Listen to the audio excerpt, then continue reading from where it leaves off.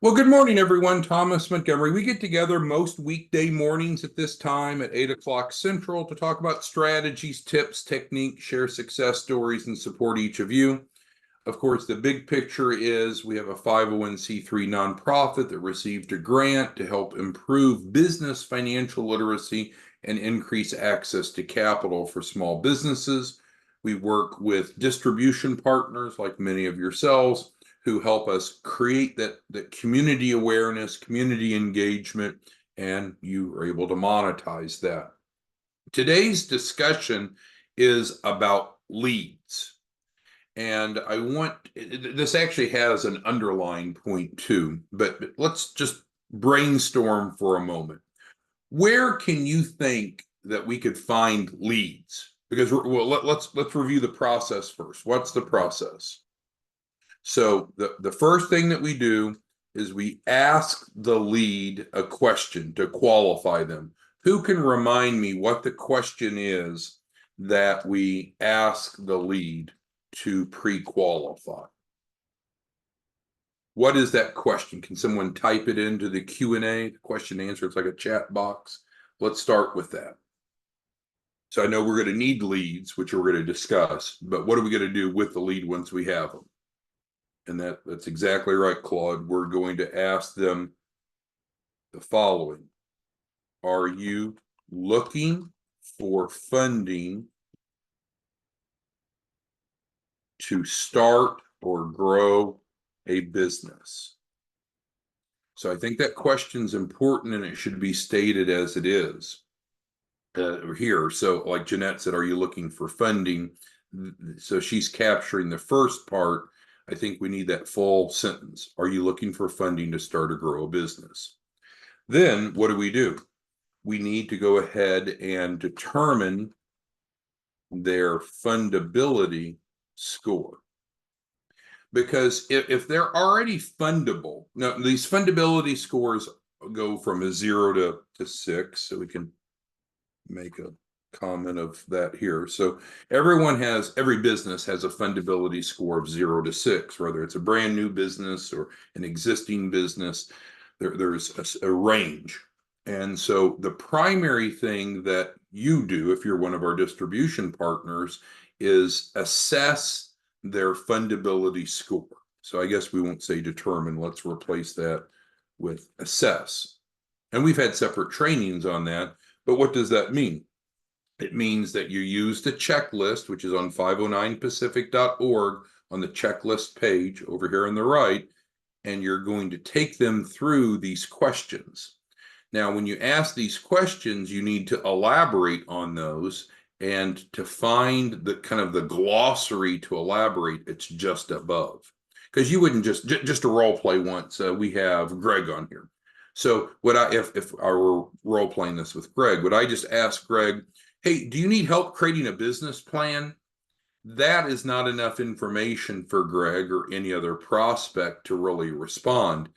What I need to do is to say, hey, Greg, we're going to go through an assessment of your fundability score. There's no wrong or right answers. You don't get disqualified by answering a certain way, but we just need to assess how ready your business is for funding. Because if you score high enough, we're ready to go to funding right now. Right now, we've got a lot of different lenders that we work with, some really innovative programs.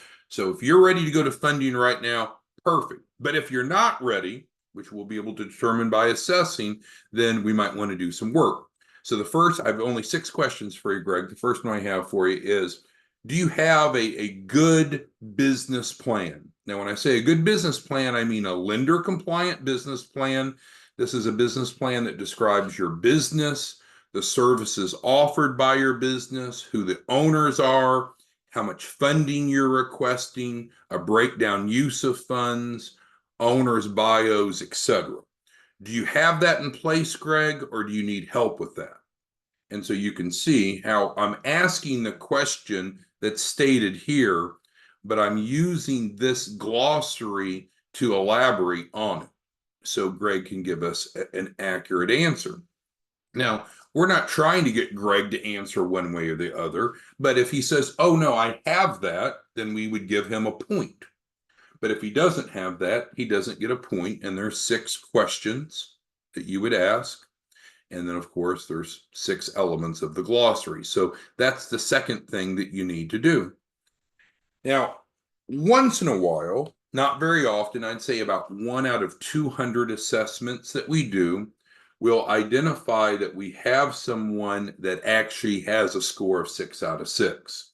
And that allows us to skip the preparation and we need to go right to funding. But historically, that's been about 1 out of 200 assessments that we do. So the vast majority of people don't have yet a fundable business. Many of them have some elements in place, but it's the analogy we used. If you had a car, a normal car, and you had 3 tires that were good, is that good enough? Well, no. If you have a flat tire, you shouldn't be driving the car.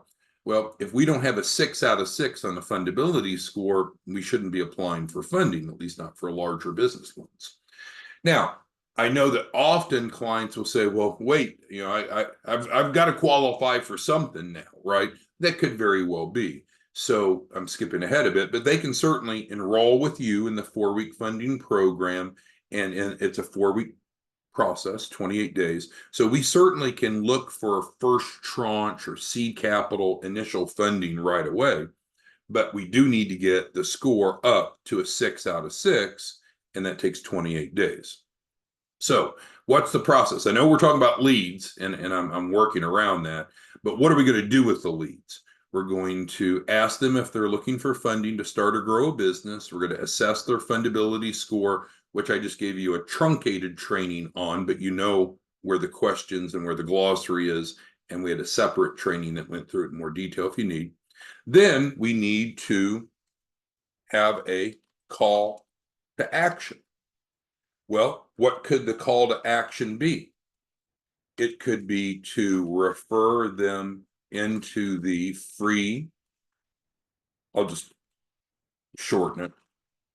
It's the free entrepreneurship funding program, but we'll call it the free education program. Well, why would we offer that? Well, that helps them move from where they're at to where they need to be, gives them a deeper understanding, and we help them become fundable. Because of the grant, it's free. And because of what we announced yesterday, it's now available on demand. So this is great. If we talk about pros and cons, this is great because you don't have to sell them anything. It's a free next step. But the weakness is we're not really fully resolving their problems. And then secondly, you're not monetizing it. So what a lot of you who are better closers will do 3B, which is to enroll them in your white label partner 4-week funding program. So now they're going to actually pay you money. Now we have to discuss this, right? Because some people are like, oh my gosh, they would have to pay something to get professional assistance. Well, yeah, that's kind of the way the world works. If they want free, drive them into the education, we'll build trust, we'll build relevance, and 91% of the people that do this will upgrade to this. But some of you, going back to Greg is an example, Frederick, Corinthian, a number of you are just really good closers. Most of you may offer this, but you're definitely going for the close. But these are the call to actions. So with all that being said, we need to get back up here and talk about leads. There is clearly a number 1 best ideal place to get leads. And I don't know that we've talked about it enough. And that's why we're having this discussion. So there's lots of different places to get leads. And we can even provide you leads. But what's the best?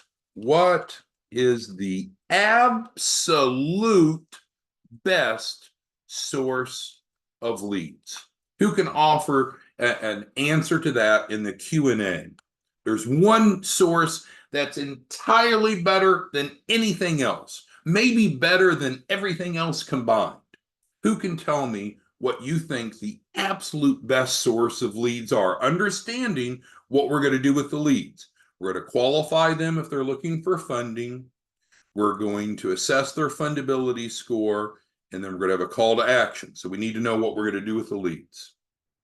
So, all right, we're getting a lot of feedback, a lot of comments. No one hit it. So that's okay. That shows it's my fault, not yours. I'm going to tell you right now where the best source of leads is, and then the why. The why is crazy important, crazy important. So where is the best source? It is, I'm going to give you asterisk because it's so damn important. It is lender turndowns. So we are not lenders. Well, let's assume that you and I know we are not, but let's assume that neither of us are lenders, right? You don't look at our business card, doesn't say Chase Bank or Wells Fargo. You and I are not lenders. Technically, what we're called is technical advisors. We help people become fundable, right? We were just talking about that a moment ago. But there are lots of lenders. And so what happens if someone is unqualified and they go for an SBA loan or a merchant cash advance or any type of format of a business loan? If they don't get approved, they're called a turndown. So there are people that are out offering business loans. They're not really competing with us, right? Because that is where we want to get the clients to. But we can accept the turndowns from lenders and then help those turndowns become fundable by building their fundability score up and then taking them back to the lender that referred them to you. So some of you, I think, are missing that. You're thinking, well, why would a banker want to refer to me, right? Because the bank wants to loan them money. Well, if the bank is determined that that person can't qualify, that bank's got a problem. And that bank and that banker is typically not going to spend the time with the borrowing prospect to help them become fundable or credible or approvable. That's not their role. That's what you and I do. So let's get into this. So in terms of lender turndowns, one of the easiest, now I have to be so careful when I say this because if you don't hear me outright, you're going to make the wrong assumption. But I'm going to, since I forewarned you, shame on you, not shame on me. One of the best places are MCA turndowns, merchant cash advances. Oh, we do MCAs, that's bad. No, we don't do MCAs. That's not what we're not a lender at all, right? We're technical advisors. But there's lots and lots and lots of MCA, merchant cash advance companies.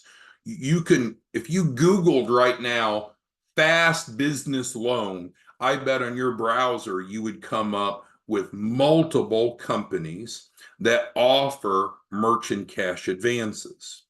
Now, what is a merchant cash advance? A merchant cash advance is the equivalent of a payday loan, but to a business. So it's fast. It's not determined by credit, but it tends to have a high expense. Total repayment is very high. I'm not here to judge those, but this is where a lot of people, a lot of small business owners go that who are looking for funding, but often they're not fundable. Now they're fundable in one element. They have enough deposits going into their account that they can qualify for an MCA. Normally, to qualify for an MCA in general, you need $10,000 a month in bank deposits. So who are these people that are going after MCAs? They're business owners that need funding. So we already know number one is met. And we can pretty much assume that they're not fundable because they're a turndown from an MCA. But thirdly, what we can also infer is that they have cash flow, so they're very likely to be able to afford your program, which, by the way, when they pay you to enroll in the 4-week funding program, that's a refundable deposit through the grant, so they actually get it back.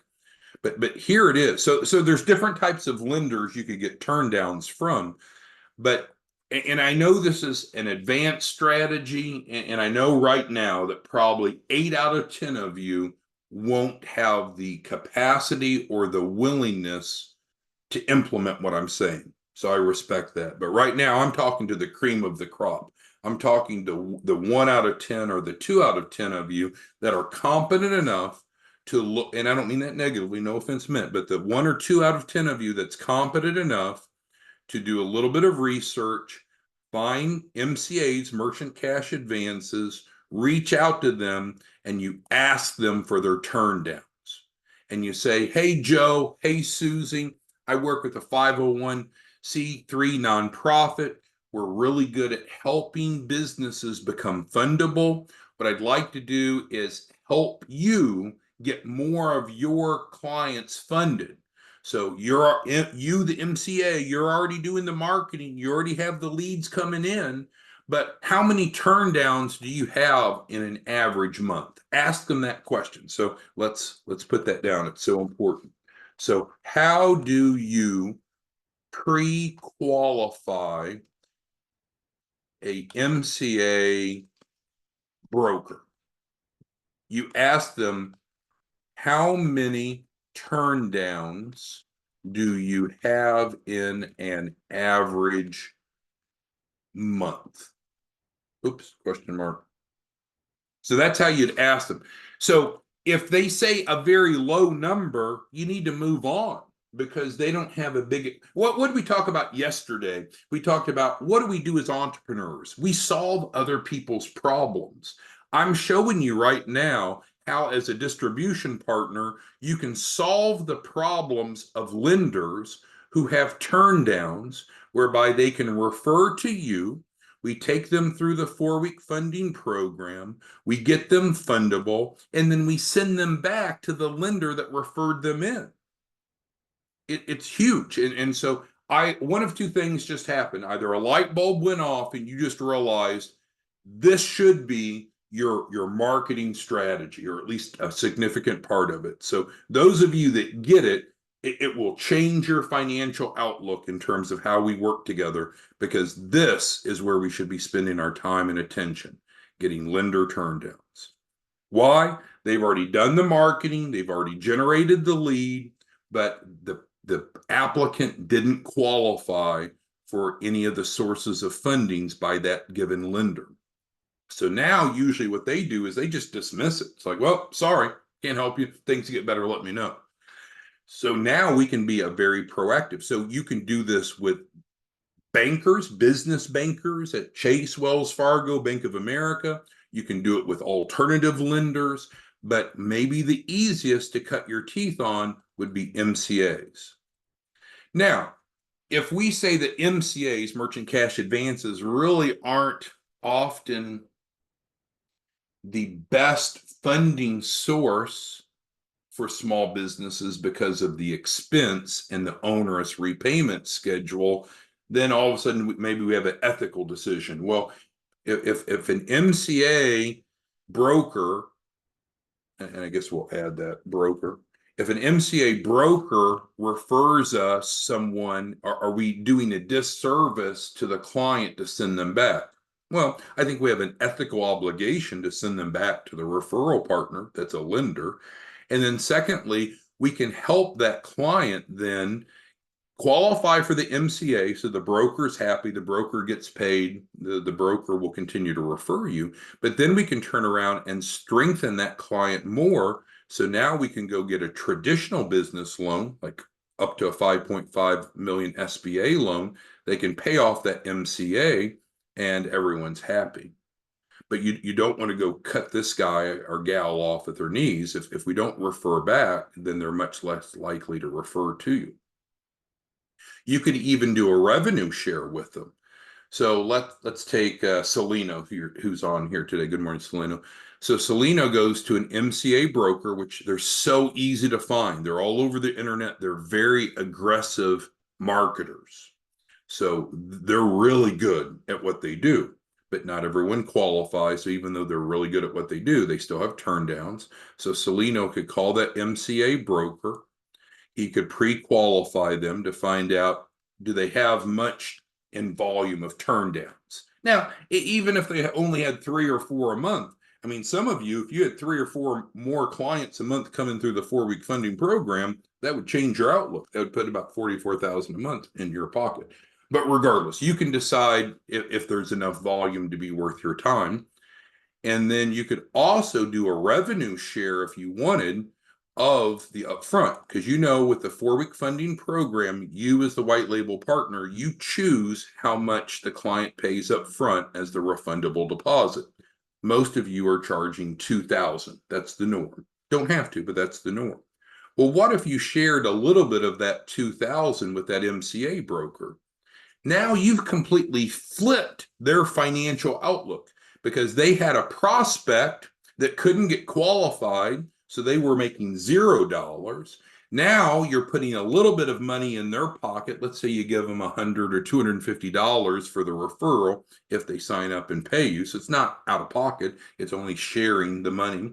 And then you also agree to send that client back to them once we get them fundable in a month. So again, this is huge. And if you don't get it, I guess it's my fault, but give me feedback. I'm looking for feedback from every one of you. What do you think about this strategy? So let's go down the list. Barney, Mr. Barker, what's your feedback? Go ahead and type it. I want everyone to take a moment, be involved. And Mr. Robinson and Mr. Barchi and Mr. Ryans and Mr. Keller, I want everyone to take a moment. I know you're busy on this Wednesday morning, but give a little bit of feedback. What are your thoughts, questions, or comments regarding this strategy? Does it make sense to you? Jeff, you're no offense, but you're slow out of the gates. I'm showing you right now how to start generating 10 plus deals a month. Yeah, Corinthians says it's a game changer. It absolutely is. We had one partner in the past, his name was Sergio, and he took this to a whole nother level. So what he did is he had business cards produced. He hired veterans, and he would send the veterans out to meet with the bankers, and the business cards they used definitely said that they were a veteran, and used that as a door opener. That's a bit more of an extreme example. But the bottom line is, this is it. This is it. So is this the only way to do it? No. Can we help anyone? Of course. Do these people have to come through lender turndowns? No. But I hear so many of you ask about leads, and I thought we need to go back and make sure you at least know the best way. We can do other ways. We can do the workshops, we can work with churches and chambers, all that's fine. But none of that compares with this strategy. Why? Because the lead's already pre-qualified. They're absolutely looking for funding because we're getting them from a lender, and they were declined. Now, credit repair is not what we do, but I'll draw an analogy. If you and I were to go form a credit repair company, what would we do? We would probably want to go to mortgage loan officers and say, hey, do you have any declines? Do you have anyone that comes to you wanting to get a home for themselves or their family, but they don't get approved? And those referrals tend to be almost 100% conversions, because you've got someone that's got a problem, we've got a solution, there's trust in that referral. So this is much better. Claude's asking about free leads. This is much better than anything else. Much better than anything else. I don't know what else to do to commit Claude, to communicate Claude to you and everyone else. This is the best way. But it's going to require you or someone in your team to reach out to lenders to get their turndowns. But that's what we do, right? We're entrepreneurs. We can't come up to this mindset of, well, I don't really want to do anything, but I want to make a lot of fucking money, but I don't want to do anything. Well, this will create a massive funnel with a massive conversion rate. And there's not a risk to the lender, because to the lender, this is a prospective client of theirs that was turned down. So these are two very important words, right? Here's the first word. We're getting the referrals from where? From churches, from daycare centers. No. We're getting them from lenders. And who are they referring to you? They're turndowns, people that have applied and were declined. So the lender doesn't have anything else to do with them until the circumstances change of the applicant. You and I have a quantifiable way to calculate the baseline and then improve. And so that's the feedback you can give. You can let them know that we will assess everyone that you refer to us, meaning you. They're not going to refer to me, they'll refer to you.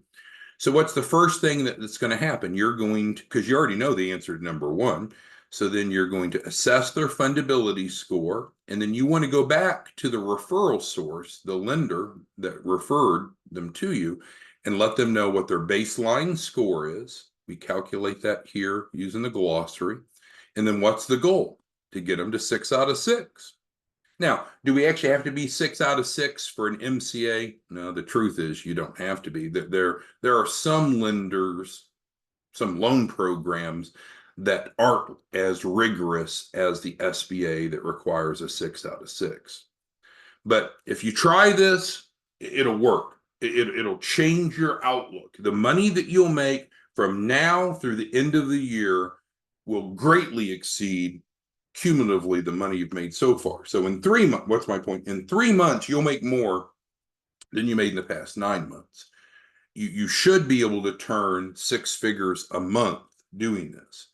But you either yourself or someone on your team has to be competent enough to go implement the strategy. It's not real complicated.